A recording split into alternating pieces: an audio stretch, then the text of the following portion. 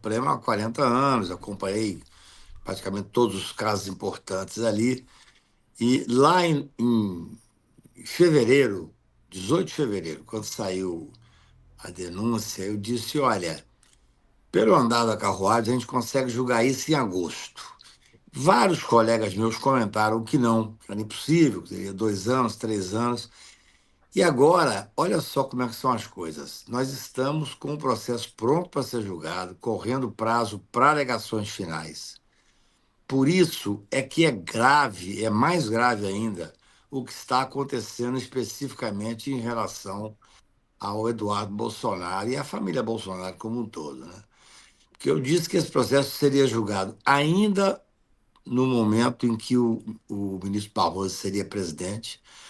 O processo está apto praticamente para ser julgado. Eu tenho a impressão que agora, até meados de agosto, meio de agosto, deve ser julgado. Terminando o julgamento, nós teremos apenas os embargos de declaração. Ou seja, em setembro, no início, estará transitado em julgado. Esses Bolsonaro e esse grupo deles estará condenado e preso. E preso na Papuda, preso em Bangu 8. Então, esse movimento que o Eduardo Bolsonaro está fazendo, junto com os irmãos, com o Flávio, eu vi hoje a manifestação do Flávio, e os bolsonaristas mais próximos, inclusive o pai, é de um desespero absoluto.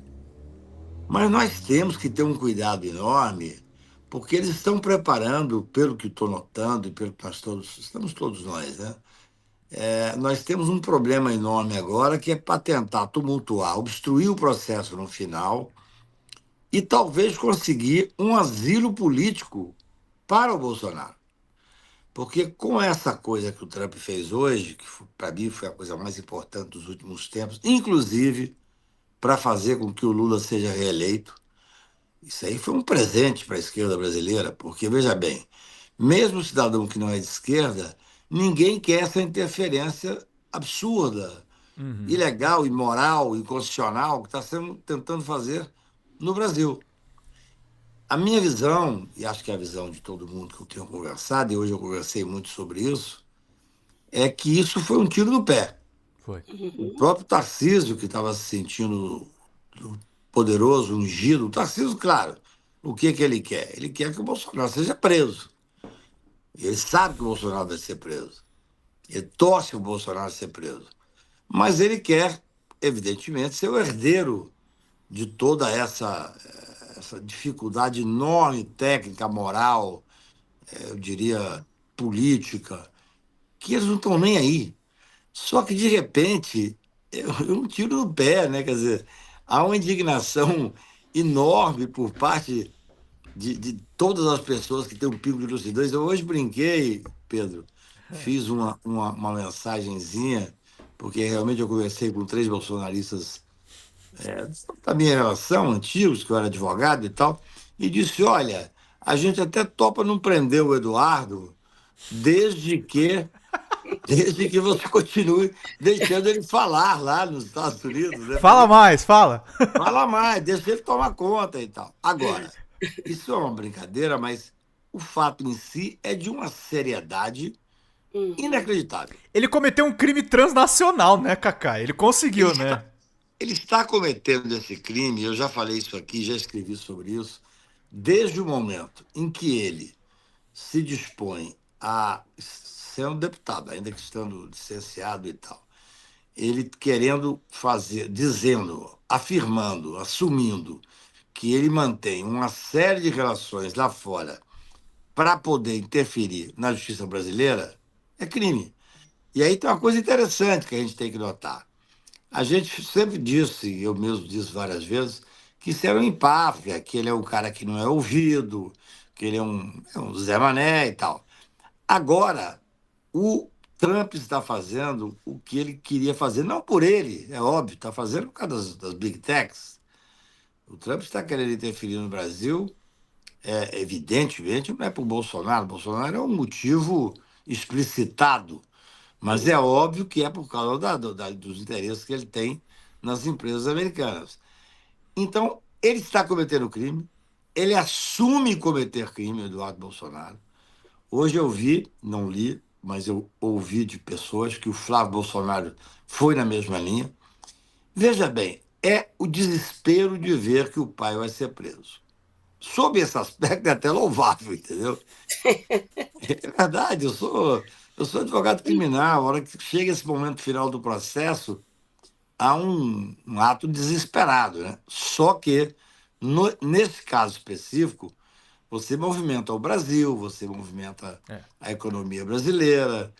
Esse tarifaço vai ter um efeito enorme, aí vai ser evidentemente levantado, mas mantido ou não, há um reflexo, inclusive até na economia em algumas áreas do Brasil.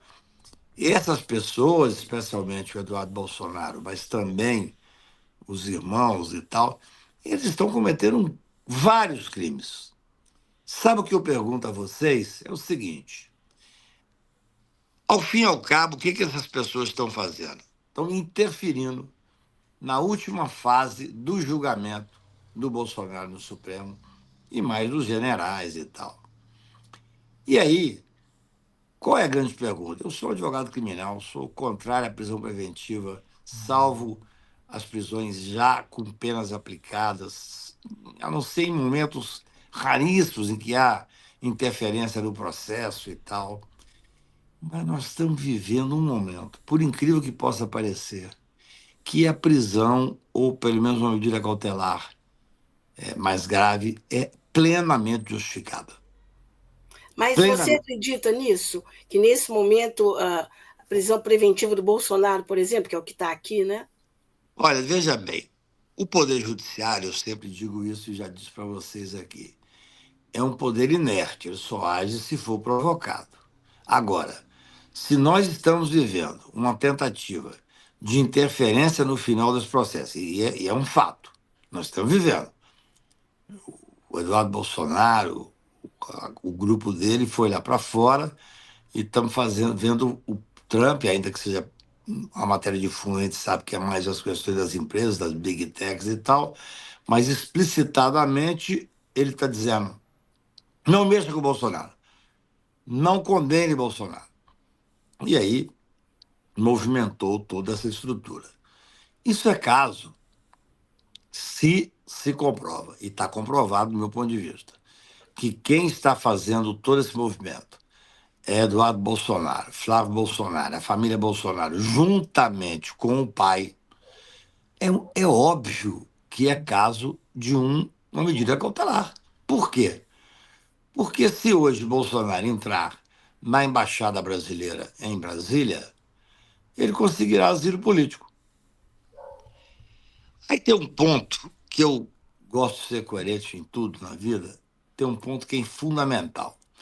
Eu sou contrário a uma jurisprudência que existe no Supremo, que diz que, havendo risco de fuga ou tentativa de fuga, o cidadão pode ser preso.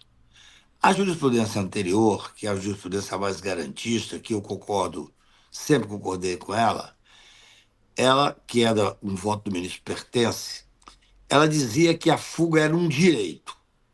O cidadão vai ser preso e entende que há uma clara inconstitucionalidade ou ilegalidade na prisão, ele tem o direito de fugir. Eu sempre defendi isso e tenho que ser coerente. Mas essa não é mais a jurisprudência há anos do Supremo.